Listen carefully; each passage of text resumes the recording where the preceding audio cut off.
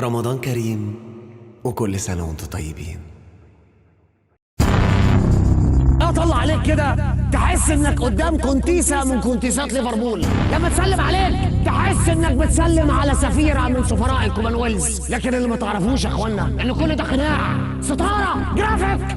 الوش الطيب ده مخباه وراه بركان، نظرتها الرقيقة دي فيه اعصار مدمر وراها، ابتسامتها الناعمة دي يا جماعة بدرية وراها نبيل ممكن يرشقوا ففاك لو اديت لها ظهرك. عشان كده هي برعت في الادوار السايكو. فرويد هو ابوها الروحي، دراكولا هو الملهم بالنسبة لها. ما شاء الله في ظرف كام سنة يا جماعة بقت المصدر الأول للكآبة، أيقونة للحزن، مثل أعلى لفقدان الأمل. وده بصراحة بقى يا جماعة اللي جنب قلبنا ونعيشها لحظات الانقباض الحقيقية ونعرفها يعني إيه صريخ.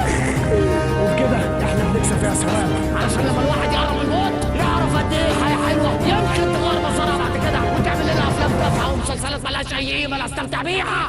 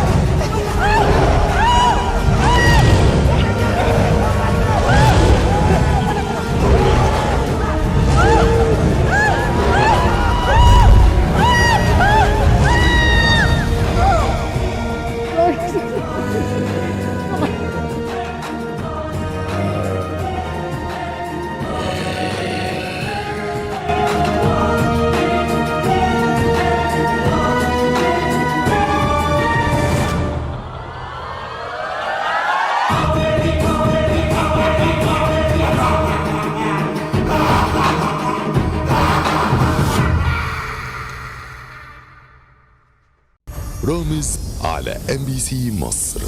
رمضان يجمعنا.